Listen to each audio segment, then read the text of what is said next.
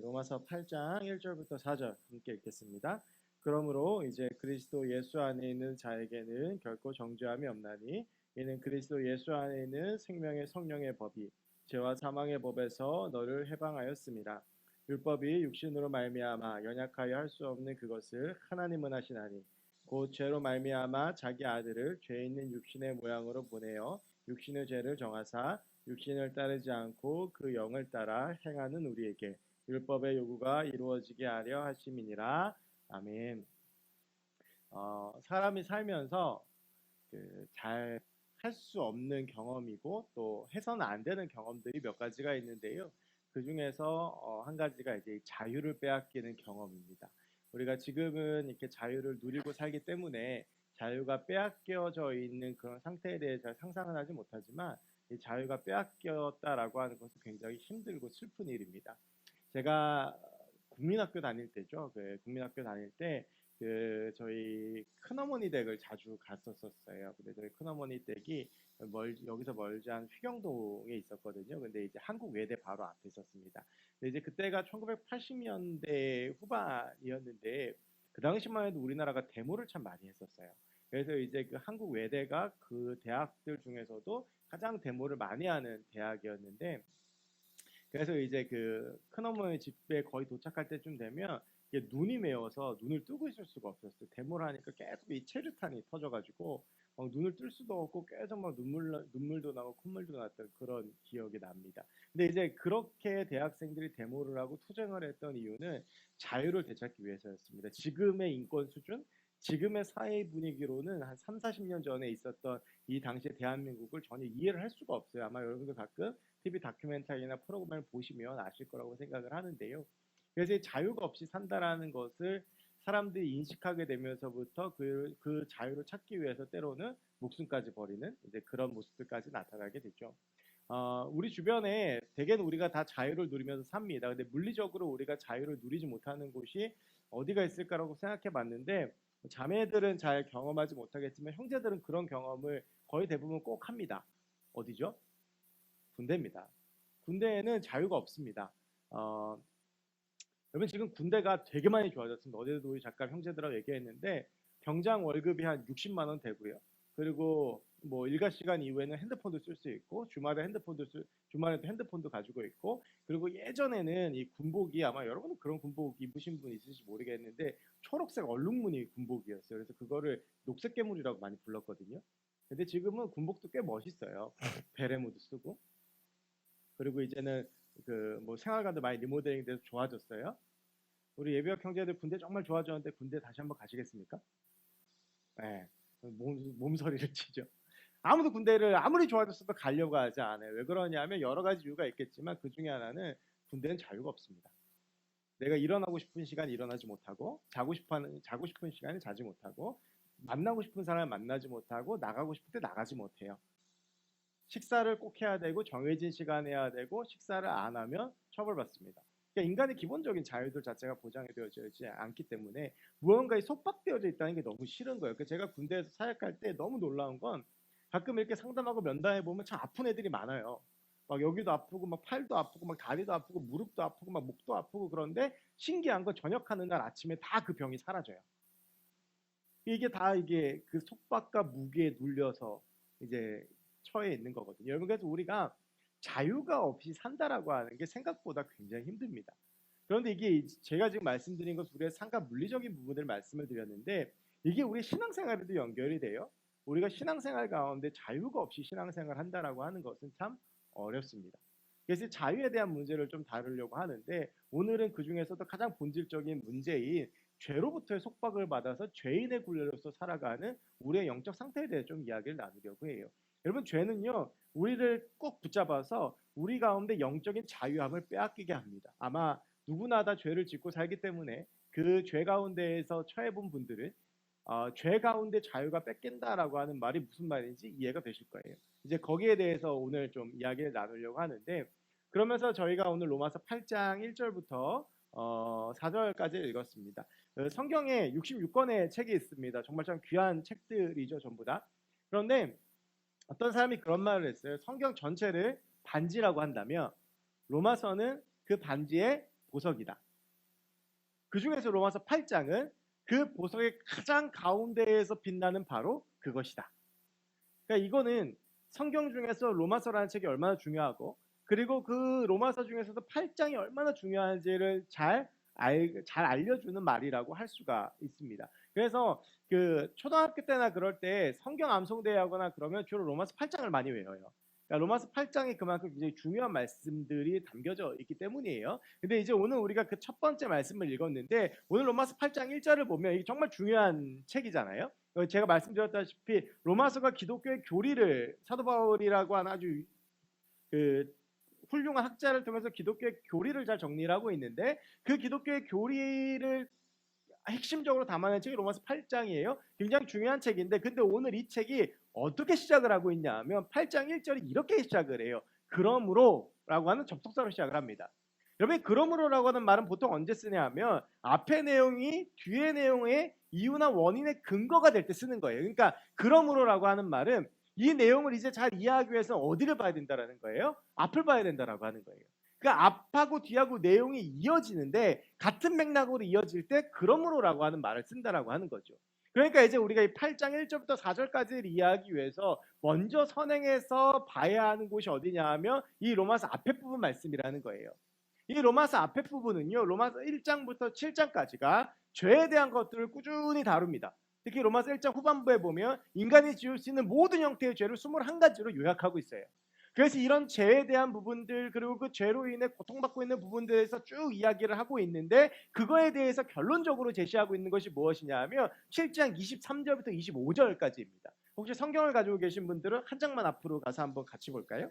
한 장만 가셔서 7장 23절부터 25절 우리 함께 읽어보겠습니다. 내 지체 속에 한 다른 법이 내 마음의 법과 싸워 내 지체 속에 있는 죄의 법으로 나를 사로잡는 것을 보는도다. 오라, 나는 공고한 사람이로다. 이 사망의 목에서 누가 나를 건져내랴. 우리 주 예수 그리스도 말미암아 하나님께 감사하리로다. 그런즉 내 자신이 마음으로는 하나님의 법을, 육신으로는 죄의 법을 섬기노라. 여러분, 이 말씀은요, 인간의 내면 상태에 대해서 고백을 하고 있는 게 어떤 말이냐 하면, 여러분 예전에 그 어린이 드라마나 이런 거 보면 그런 장면이 가끔 나오거든요. 어떤 애가 뭔가를 거짓말을 하려고 할 때 왜 여기 천사하고 악마가 양쪽에 떠가지고 막 하면 안 돼, 거짓말 해도 돼, 네가 원하는 거 얻어라고 해서 막 이렇게 얘를 막 이렇게 유혹하는 거를 가끔 한번 보신 적이 있을 거예요. 저는 그런 기억이 나는데 요즘도 우리 애들 보니까 그런 게 나오던데, 이게 하얀 마음, 뭐 까만 마음 이렇게 해가지고 이렇게 나오는데, 이 얘기예요. 우리 마음 가운데 두 가지의 법이 있대요. 근데 하나는 뭐냐 하면 하나님의 법인데, 하나는 육신의 법, 죄의 법이라는 거예요. 근데 이게 늘 우리의 마음속에서 충돌한다라고 하는 거죠. 여러분, 우리가 한번 살아가면서 보세요. 살아가면서 많은 선택을 하게 되고 또 많은 경험들을 하게 되는데, 그 속에서 늘 이 마음의 법들이 충돌할 때 우리가 느낄 때가 참 많아요. 우리가 말씀을 듣고 우리가 예배를 드리고 말씀을 배워서 어떻게 하면 이걸 하면 죄다, 이걸 하면 안 된다라는 걸 알고 있지만 우리의 모든 삶이 그 인간의 이성대로 움직이지 않습니다. 분명히 내 안에는 하나님의 법이 이렇게 하면 안 되는 걸 알고 있어요. 쟤 미워하면 안 돼, 쟤 욕하면 안 돼, 쟤 싫어하면 안 돼, 여기서 내 남자친구 내 여자친구하고 관계를 가지면 안 돼, 뭐 이런 거 우리가 다 알고 있어요. 그런데 선택의 순간이 되면 이 모든 것들이 다 알고 있는 것과는 정반대 행동으로 나타날 때가 많이 있죠. 오늘 바울이 하고 있는 이야기가 그 얘기예요. 우리 안에 두 가지의 법이 있는데 이 두 가지의 법이 늘 충돌한다라는 거예요. 그런데 우리가 대부분은 어디로 간다라고 하는 거예요? 하나님의 법과 죄의 법이 내 안에서 충돌을 해서 내가 늘 그 가운데 결정을 하는데, 주로 우리가 뭐를 선택한다고요? 죄의 법을 선택하는 거예요. 여러분도 그렇지 않으세요? 근데 사도 바울이 이거를요 더 실감나게라기보다 더 깊이 전달하기 위해서 누구의 예를 드냐 하면 24절에서 본인의 예를 들어요. 여러분, 이 로마서가 언제 쓰여졌냐 하면 사도 바울의 거의 사역 마지막 부분에 쓰여졌어요. 이 사도 바울이 로마서를 쓰고 나서, 그리고 나서 예루살렘으로 가서 붙잡혀가지고 이제 곧 여러 가지 고문 당하고 막 옥살이 당하다가 로마로 압송되고 이제 이러거든요. 그래서 이제 3차 전도여행까지 다 마치고 로마서를 썼단 말이에요. 그럼 그 당시에 사도 바울의 위치는 어떤 위치냐 하면 초대교회의 최고의 지도자였어요. 그런 사람이 우리 교회에 편지를 쓴다. 로마 교인들 입장에서 굉장히 황홀하고 환상적이고 기쁜 일이었을 거예요. 그런데 이 편지를 받아들 로마 교인들은 충격을 받았습니다. 너무나도 인간 자기들이 알고 있던 신앙과 이따 말씀드리겠지만 자기들이 생각하고 이해하고 알고 있던 신앙과는 정반대 이야기를 했고 그러다가 결정적으로 사도 바울이 7장 24절에서 자신에 대해서 이야기를 하는 부분인데 그 존경받고 모든 사람들이 한번 만나보기 원하고 한번 말씀 듣기 원하고 정말 너무나도 귀하게 여겼던 사도 바울이 뭐라고 이야기를 하면 24절에서 오호라. 여러분 이 자체가 오호라라고 하는 말이 결코 긍정적일 때 쓰는 말이 아니죠. 나는 공고한 사람이로다. 여러분 여기서 공고라고 하는 말이 무슨 뜻이냐 하면 처지가 딱하다, 불쌍하다라고 하는 거예요. 사도 바울이 자기 자신에 대해서 뭐라고 말하냐 하면 야 나는 불쌍하고 처지가 딱한 사람이로다 라고 이야기를 하는 거예요. 그러면서 뭐라고 말을 하냐 하면 이 사망의 몸에서 누가 나를 건져내랴. 그러니까 이건 이 말이에요. 우리가 살아가면서 하나님의 법과 죄의 법이 늘 마음속에 부딪히면서 우리가 죄를 짓고 살아가는데 죄를 선택하며 살아가는데 그런데 나도 그렇다라고 하는 거예요. 그 존경받던 사도인 사도 바울도 죄가 없어 보이는 그 사도 바울도 신약 성경의 절반을 쓴 사도 바울도 아무도 가지 않았던 이방 땅의 그 지구의 반바퀴를 걸어다니면서 복음을 전했던 그 사도 바울도 여전히 나도 죄 안에서 싸우고 있는 그런 육신을 입고 있는 몸이다. 나는 처지가 불쌍하고 딱하다라고 이야기를 하고 있으니 로마 교인들이 얼마나 충격을 받았겠어요. 이걸 통해서 우리가 알 수 있는 건 이 하나님의 법과 죄의 법이 싸우고 우리가 이 가운데 부딪히면서 죄의 문제를 고민하는 것은 누구에게나 다 동일하게 적용되는 거라는 거예요. 여러분 지난 일주일 동안의 우리의 삶을 한번 생각해 보세요. 여러분들도 그런 순간을 거쳐오지 않으셨습니까? 누군가를 미워하는 마음이 들고 하지 말아야 되는 것을 하고 싶은 마음이 들고 이건 내가 죄인 줄 알면서도 그 죄의 길을 따라가고 그러면서도 여전히 괴로워하고 힘들어하고 여러분 이게요 자유를 빼앗긴 상황이에요. 죄의 종이 된 거예요. 죄의 종이 돼서 죄를 자꾸 굴종하면서 선택할 수밖에 없는 상황. 이게 우리가 신앙의 자유를 빼앗겨 이런 상태가 되면 어떠냐면 이따가 말씀드렸지만 다윗처럼 하나님이 느껴지지 않고 예배를 드려도 감격이 없고 그냥 그 죄 속에서 죄의 기쁨과 그 죄의 쾌락 속에 빠지는 거죠. 여러분 우리는요 오늘 성경에서 말하는 이 노력을 하지 않으면 이따가 지금 말씀드릴 건데 평생 죄를 선택하면서 살 수밖에 없어요. 왜 그런 줄 아세요? 여러분 이 죄라는 게 성경에서 가장 처음으로 등장했던 형태가 어떤 형태였습니까? 선악과를 따먹는 거예요. 하나님께서 분명히 네 동산 실과 다 너한테 줄게. 근데 한 가지만 하지 마. 그게 뭐였냐면 선악과 따먹지 말라는 거였어요. 그런데 하와가 뱀의 유혹을 받고 선악과를 보니까 그 선악과가 어떻게 보였다고요? 먹음직도 하고 보암직도 했다. 여러분 이게 죄의 속성이에요. 먹음직도 여러분 예를 들면 이 선악과가 막 썩어 문드러졌어. 냄새나 못 먹겠어. 그러면 하와가 그 선악과 먹었을까요? 아니었을 거예요. 이게 죄라고 하는 것이 우리 가운데 주는 특성인데 그게 뭐냐 하면 기쁘고 즐겁고 내 마음에 행복을 주고 행복이라고 생각되는 것들을 주고 뭔가 나를 유쾌하게 만들어주고 쾌락을 느끼게 해주는 거예요. 그러니까 우리가 죄를 선택하는 거예요. 아닌 줄 알면서도 여러분 죄의 종이 된다는 건 뭐냐면 죄의 맛을 한번 보면요 그걸 끊어내지 못해요. 죄라고 하는 것이 얼마나 기쁘고 즐겁고 내 마음을 풍족하게 하고 나를 기쁘게 해주는지를 알면 그 죄를 끊어내지 못하는 거예요. 그게 뭐 도둑질이든 사기든 뭐 음란의 문제든 거짓말이든 마찬가지입니다. 그런데 이렇게 자신의 처지에 대해서 이야기했던 이 바울이 7장 25절에서 이렇게 이야기를 해요. 우리 주 그리스도로 말미암아 하나님께 감사한다. 24절까지 내 처지에 대해서 막 이야기했던 이 사도 바울이 그런데 나는 그리스도로 말미암아 하나님께 감사한다라고 하면서 이 말은 뭐예요? 그러니까 내 힘으로는 안 되는데 근데 그리스도로 말미암아 예수 그리스도가 계심으로 예수 그리스도 인하여 하나님께 감사한다. 내 자신이 마음으로는 하나님의 법을 육신으로는 제 법을 섬긴다. 그런데 그러므로 그리스도 예수 안에 있으면 이거에 해결된다는 거예요. 이 말 말씀드리면 이런 거예요. 우리가 육신의 몸을 입고서는 죄하고 아무리 싸워도 이길 수가 없는 거예요. 근데 사도 바울이 뭐냐 하면, 근데 그런 상황임에도 나는 그리스도로 말미암아, 내가 이런 상황이라서 그리스도로 말미암아 하나님께 감사한다. 왜냐하면 내가 그리스도 예수 안에 있으면 이 문제가 해결되어진다라고 하는 거예요. 그러니까 죄 안에 있는 게 아니라 그리스도 예수 안에 있으면 지금 나를 끊임없이 괴롭히는 죄와 하나님의 법의 충돌의 문제, 내가 죄를 선택하는 문제가 다른 것들로 해결이 안 되는데 뭐로만 해결이 되냐면 예수 그리스도로만 해결이 된다는 거예요. 그럼 우리가 죄의 문제 해결하기 위해서 어떻게 해야 되는 거냐? 그리스도 예수 안에 있어야 된다고 하는 거예요. 8장 1절에 보면 이렇게 돼요. 그리스도 예수 안에 있는 자에게는 결코 정죄함이 없나니. 여러분, 이 정죄가 무슨 말이냐면, 이 정죄가 헬라어 원어가 카타크리마인데 유죄를 선고받다라고 하는 뜻이에요. 법정 용어예요. 우리가 그리스도 예수 안에 있으면 유죄를 선고받지 않는다라는 거예요. 여러분, 그래서 이 개념을 잘 이해를 하셔야 돼요. 죄가 없어지는 게 아니라 그리스도 예수 안에 있으면 혹여라도 우리가 죄를 짓게 되더라도 예수 그리스도의 피의 보혈로 해결이 된다라는 거예요. 이 말을 잘 이해하셔야 되는데, 그래서 예수 안에 있으면 마음껏 죄를 지어도 된다는 게 아니라 예수 그리스도의 십자가가 우리의 죄의 문제를 해결해 준다는 거예요. 만에 하나라도 우리가 죄를 짓게 되면 그 죄가 그리스도의 십자가에서 해결이 되기 때문에 무엇이에요? 우리에겐 그리스도가 필요하고 그리스도를 붙잡아야 되고 그리스도 안에 있어야 된다라고 하는 거예요. 여러분, 우리가 여전히 죄를 짓고 있는 그 육체를 입고 살아가고 있는데, 이 육체를 벗어버리고 하나님 앞에 서서 완전히 해결되기 전까지 우리가 해야 되고 추구해야 될 것은 무엇이냐 하면 그리스도 예수 안에 있으려고 애쓰고 수고하고 노력해야 된다라고 하는 것이죠. 이걸 구체적으로 두 가지의 문제로 한번 보려고 하는 것인데요. 근데 우리가 이걸 알아요. 모르지 않아요.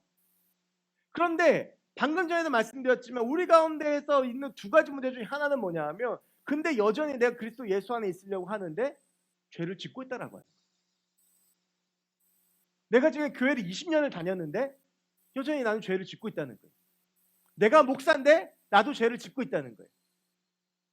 우리가 오늘 예배를 드리지만 또 전문 열고 나가면 또 죄에 노출되고 또 죄를 짓고 있다라고 하는 거예요. 이거에 대해서 사도 바울이 지금 이야기를 하는 거예요. 평생을, 청년 시절에 예수를 만나고 나서 그 예수님을 평생을 살았던 사도 바울도 지금 그 사역의 마지막에 뭐라고 말하냐면 나도 여전히 그런 삶을 살고 있다라고 하는 거예요. 난 처지가 딱한 사람이라는 거, 예수 없으면. 여러분, 인간에게는 세 가지의 욕망이 있습니다. 성경에 사도 요한이 그 욕망을 세 가지로 정리를 하는데, 육신의 정욕, 안목의 정욕, 이생의 자랑이에요. 사람들은요, 누구나 이걸 추구하게 되어 있어요. 육신의 정욕, 안목의 정욕, 이생의 자랑. 그래서 좀 민감한 얘기일 수 있겠지만, 여러분, 우리가 이성적으로 성경적으로 생각하면 기독 청년과 기독 청년이 만나서 연애를 하면 어떤 일이 있어야 됩니까? 함께 만나서 말씀 보고 예배드리고 신앙 서적 읽고 신앙에 대해서 나누고 큐티 나누고. 근데 그렇게 연애합니까? 아니. 물론 그럴 수, 이렇게 단언적으로 아니요라고 말할 수는 없겠지만, 그런 걸 하면서도 여전히 감정적으로 싸우고 음란의 문제에 여전히 빠져 있고 여전히 그게 나를 괴롭히는 족쇄가 돼요. 여전히 그걸 선택하고 있는 거예요. 그러면서 같이 와서 예배드려요. 사람은 또 누구나 기쁨과 즐거움을 추구하고 누군가에게 자랑할 만한 인생을 살고 싶어요. 그래서 SNS 하는 거잖아요. 인스타그램 그래서 하는 거잖아요. 그거 한다고 누구한테 돈 주는 것도 아닌데 끊임없이 내 일상을 찍어서 올리는 이유가 뭐예요? 이생의 자랑이에요. 눈에 보이는 거 추구하고. 여전히 우리가 그 굴레 속에 빠져 있다고. 여러분, 우리가 이걸 깨달아야 돼요. 우리가 지금 죄의 굴레 속에 있는 것은 내가 누구 안에 있기에 그런 것인가? 여러분, 분명히 아셔야 돼요. 교회 나오고 예배 드린다고 우리가 그리스도 예수 안에 있는 게 아니에요. 지금 우리가 예배 드리는 것은 그리스도 예수 안에 있으려고 애쓰는 거예요. 그걸 붙잡으려고 하는 거예요. 여러분, 예배 한번 나왔다고 내가 예수 안에 있다고 위안 삼지 마세요.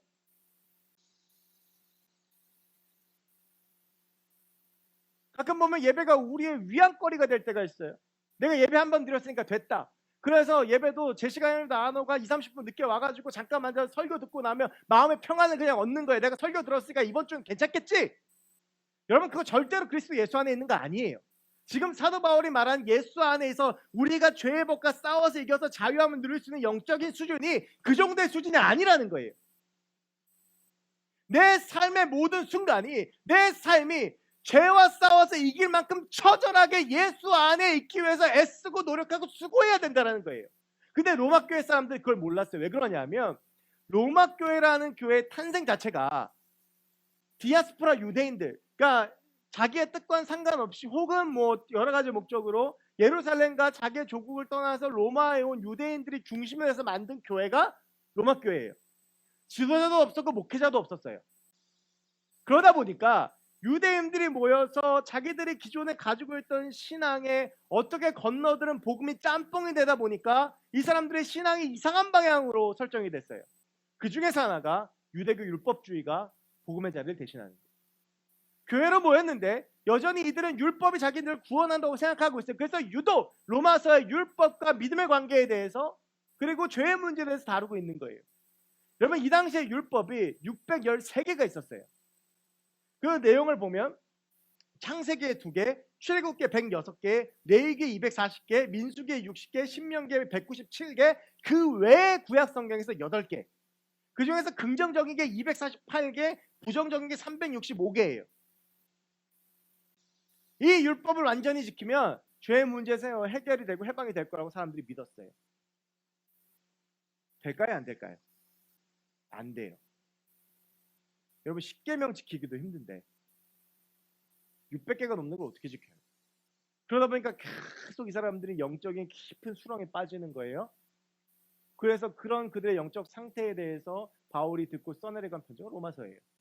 그걸로 우리의 죄의 문제가 해결되지 않는다라고 하는 거예요.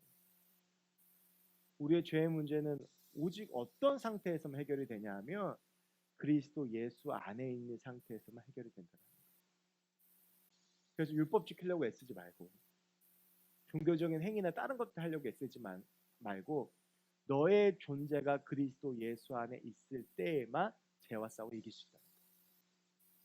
여러분, 여기서 제가 자주 하는 말이 있는데, 그래서 여러분, 우리가 자꾸 죄를 주목하면 안 돼요. 우리가 주목해야 되는 건 뭐예요? 예수 그리스도예요. 우리의 삶이 계속 예수 그리스도께 초점이 맞추어지고 예수 그리스도를 붙잡고 예수 그리스도 안에 있으려고 하고 예수 그리스도를 붙잡아야 돼요. 그런데 여러분, 지난 일주일 동안 사시면서 솔직하게 얼마나 예수 그리스도 안에 계셨고 얼마나 예수 그리스도를 바라보며 사셨습니까? 얼마나 여러분에게 삶의 지분이 예수 그리스도께 있었습니까? 여러분은 예수 그리스도를 생각하고 그분 안에 있으려고 몸부림치고 애쓰고, 여러분, 우리가 다 인정하잖아요. 죄하고 싸워서 이기기 힘들어요. 우리가 죄를 거부하고 죄 아닌 길을 선택하기가 힘들어요. 그러면 이 힘든 만큼 기를 쓰고 애쓰고 싸워서 이 그리스도 안에 있으려고 몸부림쳐야 되는데 그렇지가 않아요. 바쁘다는 핑계로 다른 여러 가지 이유들로 내가 좋아하고 내가 원하는 것을 해나가지만 예수 안에 있으려고 몸부림치지 않아요. 여러분, 사도 바울이 그리스도 예수 안에 있는 삶에 대해서 모범적으로 제시한 것이 데살로니가 5장 16절부터 18절까지에 있어요. 그게 뭐냐 하면 항상 기뻐하라, 범사에 감사하라, 쉬지 말고 기도하라.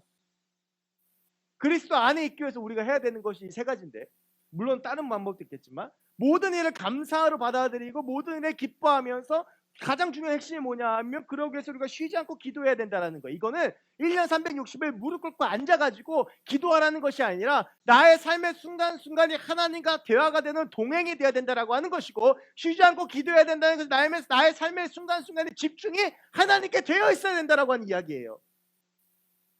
그래야 우리 안에서 끊임없이 우리를 넘어뜨리고 우리를 망가뜨리려고 하는 죄로부터 싸워서 이길 수 있다고요.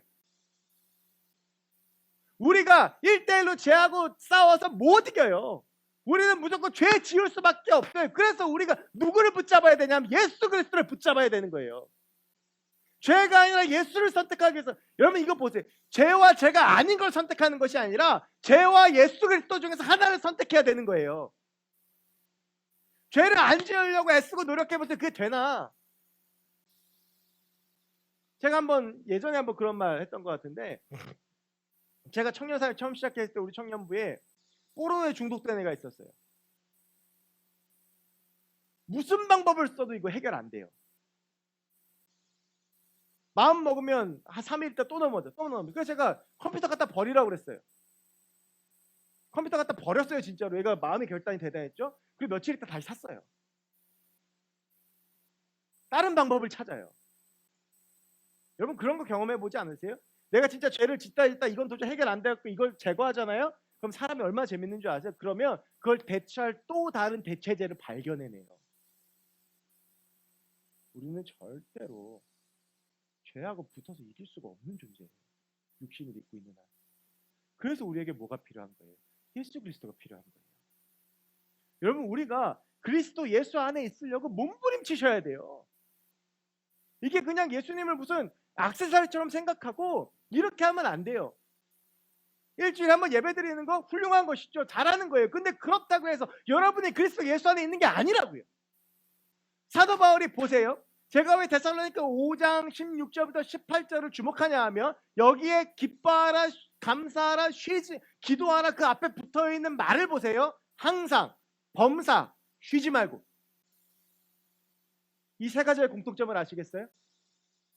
삶의 매 순간이 감사와 기쁨과 기도, 그리스도 안에 있기 위해서 애쓰는 노력이 돼야 된다라고 합니다. 언제까지 죄에 끌려다녀야 돼요, 여러분? 언제까지 그 죄가 주는 그 깊은 절망감 속에 빠져들어야 돼요? 여러분 죄를 지을 땐 아마 경험해보셔서 아실 거예요. 죄를 지을 땐 좋아요. 근데 그 죄를 짓고 나서 찾아오는 그 시간들 속에서 과연 우리는 어떠한 마음을 가지고 있습니까? 죄를 짓고 나서도 기쁘십니까? 죄를 짓고 나서도 행복하세요? 우리가 그럴 수가 없는 존재예요. 왜냐하면 우리는 예수 그리스도 아는 존재이기 때문에. 우리가 그 죄로부터의 승리함을 누리기 위해서 해야 되는 것은 삶의 매 순간순간마다 그리스도 예수 안에 있기 위해서 애쓰고 노력하고 수고해야 된다는 거예요. 여러분 그래서 여러분의 삶의 순간순간이 예수님을 가득 차 있어야 돼요. 주님 안에 있기 위해서 몸부림쳐야 돼요. 그 몸부림에 기도도 있고 감사한 훈련도 있고 기뻐하기 위해서 노력하는 것도 있고 말씀 보는 것도 있고 끊임없이 주님을 바라보는 것도 있고 말씀이 내 안에 늘 있도록 말씀을 묵상하는 것도 있고 삶의 순간순간 주님 앞에 드려야 되는 거예요. 근데 우리가 삶을 너무 안일하게 살아요. 예배 한번 드리면 그걸로 된 걸로 생각해요. 성경 한 장 읽으면 그걸로 된 걸로 생각해요. 하루에 자는 시간 빼고 14~5시간이라고 치면 그 중에 30분 정도만 하나님 앞에 들고 나머지 하나님과 상관없는 삶을 살아도 괜찮다고 생각해요. 그건 여러분 그리스도 예수 안에 있는 게 아니에요. 예수 안에 있다는 것, 나의 생각과 나의 마음과 나의 모든 행위와 나의 모든 것이 다 예수 안에 있어야 돼요.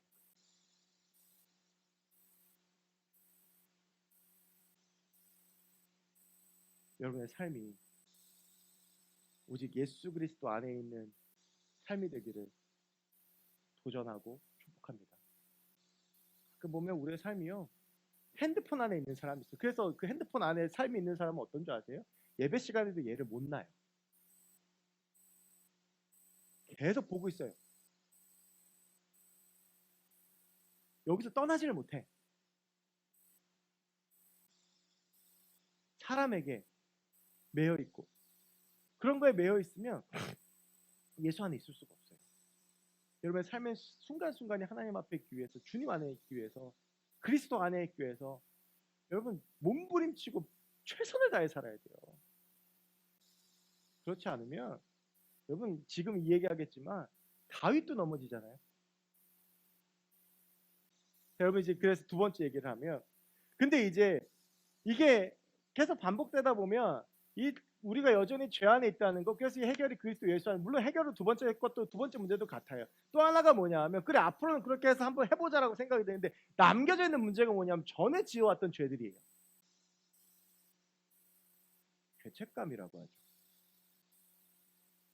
그게 여전히 우리 속에서 우리를 괴롭히고 아프게 해요.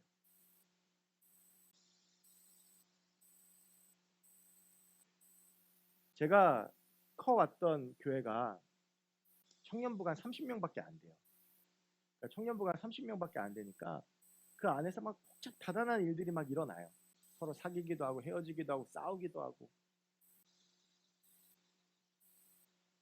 그런데 그런 막 문제들 속에 얽혀 있다 보니까 이 사람을 보면 옛날 일들이 생각나고 내가 잘못했던 게 생각나고 뭐 사귀었던 사이들끼리 보면 막 그런 여러 가지 문제들도 생기고 막 그래요. 마음에 무거움이 있는. 여러분들도 아마 그런 경험들과 문제들이 있으실 거라고 생각을 해요. 내가 상처줘서 교회 안 나오는. 더 노골적으로 말하면 뭐 예전에 성관계했던 거, 음란한 거, 거짓말한 거, 누구 뒤에서 욕한 거, 그래서 누가 나 때문에 교회 안 나오는 거, 그런 문제들이 나를 계속 누르고 있잖아요. 이게 하나님 앞에만 나오면 해결이 안 돼. 예배 시간에 걸림돌이 돼. 그럼 이 문제는 어떻게 해야 되는 거야? 근데 여러분 분명한 건 이거에 대한 답도 예수 그리스도 안에 있다는 거예요. 여러분 제가 이런 주제를 다룰 때마다 항상 이야기하는 사람이 누구냐 하면 다윗이에요. 다윗이 상상도 못할 죄를 지었죠.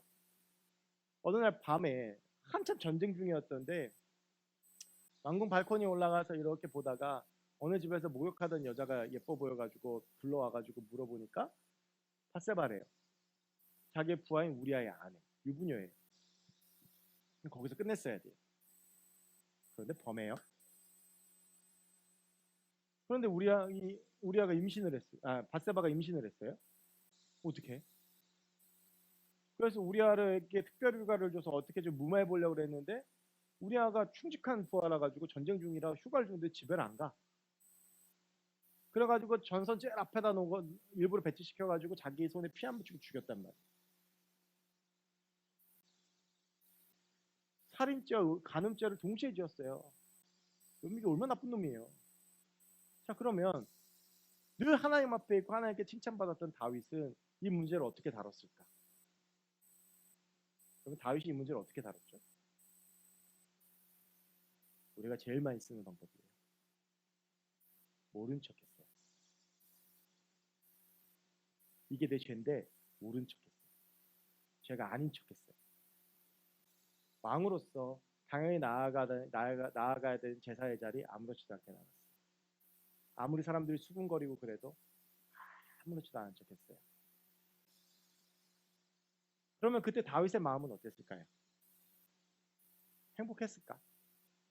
내가 사람을 죽여서까지 얻은 밧세바가 자기 옆에 있으니까 기뻤을까요? 아니요, 여러분. 결국엔 나단 선지자가 가서 다윗에게 책망하고 다윗이 시편 51편에 회개를 해요. 근데 그 시편 51편에 보면 이런 구절이 나와요. 주의 성령을 내게서 거두지 마옵소서. 다윗은 이미 깨달은 거예요. 뭐를? 이 죄의 문제 해결이 안 되니까 주의 영이 나를 떠났다. 예전과 다른 거죠. 예배에 기쁨이 없어요. 감동이 없어요. 하나님 앞에 나아가도 그 어떤 마음의 위로도 없어요. 하나님의 역사하심도 없어요. 아무런 만지심도 없어요. 그러니까 다윗이 회개하면서 그 절절한 고백 중에 하나가 뭐냐면 주의 영을 내게서 거두지 말아달라는 거예요. 여러분 우리가 이 죄의 문제가 해결이 안 되면 맞닥뜨리게 되는 우리 영적 상태가 어떤 상태냐면 주의 영을 느끼지 못하는 거예요. 그런데 놀라운 건 뭐냐면 시편 51편에서 다윗이 이렇게 철저하게 하나님께 회개를 하잖아요. 그런데 하나님께서는 이 회개 이후에 다윗의 이 죄와 행위에 대해서 더 이상 문제를 삼지 않으세요. 용서가 된 거예요. 근데 여러분 우리가 여기서 분명히 한 가지 정리해야 될 게 있어요. 그렇다고 해서 다윗이 저지른 죄의 결과까지 없어진 건 아니에요. 그러니까 우리가 왜 죄를 조심해야 되냐 하면 다윗이 이렇게 해서 지은 죄 때문에 집안이 풍비박산이 나잖아요. 밧세바의 그 부정한 관계 속에서 난 첫째 아들이 죽고 그리고 막 뭐 아들이 자기 그 아들이 딸을 물론 배다른 동생이었지만 성폭행하고 그리고 나서 이제 압살롬에서 다윗이 쫓겨나고 이게 다 다윗의 집안의 이 영을 올바로 세우지 못했기 때문이거든요. 이게 죄의 결과는 다윗이 책임을 지는. 그런데 다윗이 하나님 앞에서 지었던 이 범죄만큼은 용서가 된 거예요. 여러분, 이게 회개예요. 여러분의 죄책감을 해결할 수 있는 게 딱 하나인데, 그게 뭐냐면 회개하는 거예요. 여러분이 지은 죄를 여러분들이 붙잡고 있고 그 속에서 파묻혀 있어봐야 해결 안 돼요. 근데 여러분, 그 죄를 하나님 앞에 가지고 나오시면, 물론 그 죄의 결과는 내가 책임을 져야 되겠지만, 그 죄는 주홍같이 붉을지라도 희게 된다고 로마서 5장에서 우리에게 말씀하고 있습니다. 우리가 그런 얘기 참 많이 하는데 회개가 없는 시대를 살아요. 죄는 짓는데 그 죄를 맞닥뜨리고 회개하기 힘들어해요. 그런데 여러분, 우리가 우리의 죄를 맞닥뜨리고 그 죄에서 돌이켜야 돼요. 요한복음 8장에 보면 가늠하다 현장에서 잡힌 여인이 나와요. 그 여인에 대해서 예수님께서 뭐라고 아시죠? 땅에다 글씨 쑥 쓴 다음에 너희 중에 죄 없는 자가 얘를 돌로 쳐갈 때 사람들이 다 떠나잖아요. 근데 예수님께서 이 여인에게 마지막으로 하셨던 말씀이 있어요. 너를 정죄하던 자들이 너를 돌로 치려 하던 자 어디로 갔느냐? 없다. 나도 너를 정죄하지 않는다. 근데 이 다음 말이 중요해요. 그러니까 너도 가서 다시는 죄를 짓지 마라. 회개하고 돌이켜서 우리가 그 죄의 길에서 떠나고자 애쓰는 노력이 그리스도 안에서 있어야 돼요. 여러분, 그래야 죄책감이 해결이 돼요. 이런 죄까지도 하나님 앞에 가지고 나와 하나님이 나를 미워하시지 않나, 하나님이 나를 버리시지 않을까? 그럴 필요 없어요, 여러분. 왜냐하면 우리가 그 어떤 죄를 지었더라도 하나님은 그 죄를 용서해요. 왠지 아세요? 하나님이 우리 아버지이시기 때문에 그래요. 그래서 우리가 그걸요 은혜라고 불러요. 하나님께서 그냥 다 용서해 주시는. 여러분, 이게요 나중에 부모가 돼보시면 알아요. 자녀들이 아무리 내 등에 칼을 꽂고 아무리 나의 마음을 아프게 해도 결국엔 또 품는 게 아버지의 마음인 것처럼, 우리가 죄를 지어도 변함없이 우리를 기다리시고 용서하시는 분이 하나님이세요. 그래서 여러분, 지금 해결되지 않은 죄의 문제가 있으세요? 그거 가지고 나오세요. 그러려고 우리 주님께서 십자가 지고 돌아가신 거예요. 여러분, 이게 사람이 사람을 해서 죽는다라는 게 얼마나 큰 결단이 필요한 일이에요. 그거 아무나 못해요. 그런데 하나님께서 하셨다고요. 가장 비참한 방법으로, 가장 악랄한 방법으로 그 몸에 있는 피와 물이 한 방울도 남기지 않게 다 흘리셨어요. 왜? 우리 죄 용서하시려고. 그 십자가가 우리에게 있는데 왜 우리는 그 십자가를 보지 않는 거예요? 왜 그 십자가 안에 있지 않는 거예요? 왜 그 십자가를 붙들지 않는 거예요? 그거 붙들면 해결이 되는데, 그 안에 있으면 해결이 되는데, 그 십자가 안에 있으면 과거의 나의 죄, 지금의 나의 죄, 앞으로의 나의 죄도 해결이 될 건데 우리가 그걸 누리지 않고 그거 안에 있지 않아요. 얼마나 어리석습니까? 여러분과 저에게 주어진 십자가, 오늘 사순절 두 번째 주일인데 우리 그 십자가 붙들고 사는 인생이 됐으면 좋겠습니다. 그 안에 있는 인생이 됐으면 좋겠습니다. 계속 죄 때문에 또 아파하고 고민하고 내일부터 시작된 삶 가운데 여전히 사람들 쳇바퀴 돌아가듯 계속 반복되는 죄 가운데에서 내 존재에 가슴 치지 말고 예수 안에 있기 위해서 애쓰고, 예수 그리스도 안에 있으려고 힘쓰고, 삶의 모든 순간 주님 안에 있기 위해서 애써 보십시오. 그럴 때 우리 안에 있는 우리의 죄의 문제가 십자가의 보혈의 능력으로 해결이 되어집니다. 오늘 사도 바울은 분명하게 결론을 제시합니다. 그리스도 예수 안에 있습니다. 3절 말씀 보세요. 율법이 육신으로 말미암아 연약하게 할 수 없는 그것을 하나님은 하시나니. 하나님은 하신대. 곧 죄로 말미암아 자기 아들을 죄 있는 육신의 모양으로 보내어 육신의 죄를 정하사 육신을 따르지 않고 그 영을 따라 행하는 우리에게 율법의 요구가 이루어지게 하려 하심이라. 예수 그리스도를 인간 육신을 입어서 이 땅에 보내시는, 죄를 정하여 십자가에 죽게 하심으로 율법이 우리가 요구하는 바로 그것, 죄 없는 그 의로움, 그거를 주신다라고 합니다. 우리가 그 예수 그리스도 안에 있는, 변하지 않고 우리를 품으시고 사랑하시는 그 십자가 안에 있는 하나님의 사람들이 되었으면 좋겠습니다.